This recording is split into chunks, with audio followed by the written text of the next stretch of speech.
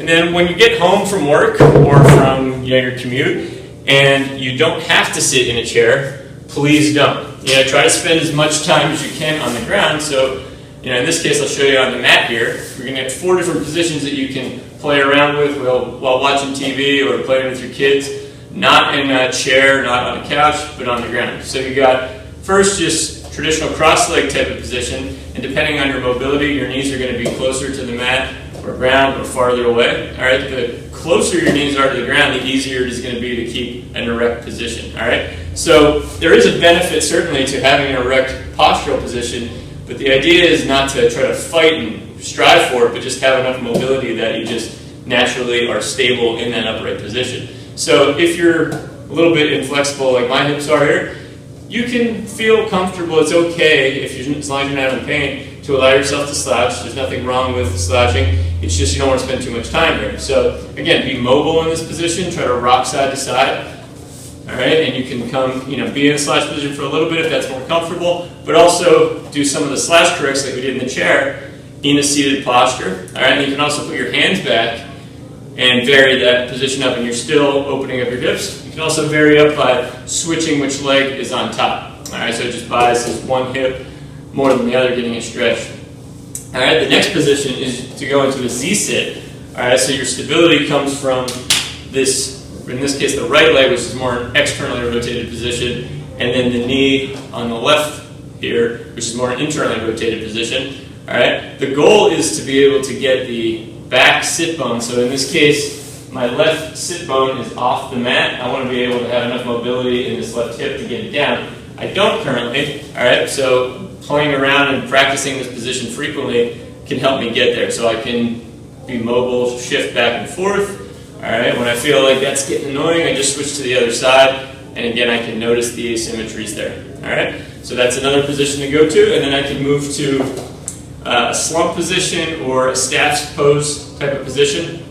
All right, so starting with the feet out in front of you, hands behind, it'll allow you to just really open up the back of get a nice little stretch in the back of your lower body. And then you can do some ankle pumping work here, which is really important. You can do some quad tightening work here. All right, just make sure that you're going to have a full knee extension, that you're able to touch the back of your knees down. This position here specifically, especially if I start adding a little bit of flexion to it, tends to have a little bit of a neurodynamic property where it can kind of stretch the dura of the spinal cord from the neck all the way down into the toes. All right, you don't want to be looking necessarily for pain here, but just trying to feel that stretch. I wouldn't recommend spending too much time without changing positions, but just coming from this open chest position, just pumping the ankles, and then moving more towards this slump position, bringing the head down, going back and forth. It's just another nice variation. And just notice it can always rock side to side. This side to side rocking can really inhibit any muscle tension, muscle guarding, and really help improve mobility. All right, so there doesn't always have to be a stretch involved. There doesn't always have to be tension involved. It's just a change in position, change in pressure to your spine.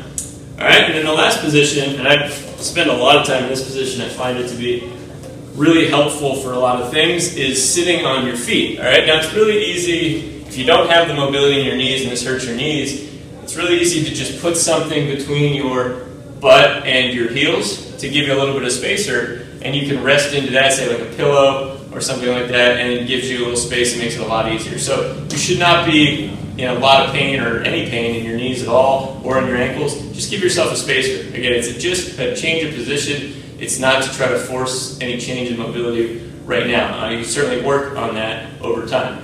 All right, but here I'm getting a nice stretch into plantar flexion in my ankles. You can actually see the contact with the ground with the tops of my feet and the tops of the ankle, and then you also have contact with your hamstrings and your calves. All right, so I feel very stable in this position.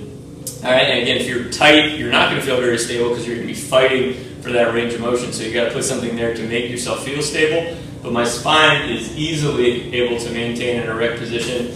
I can breathe well here. I can do whatever I need to do, and I can be mobile. I can still shift side to side.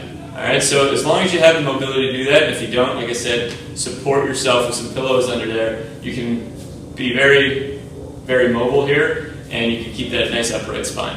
All right? So those are 4 positions when you're on the ground that you can vary up.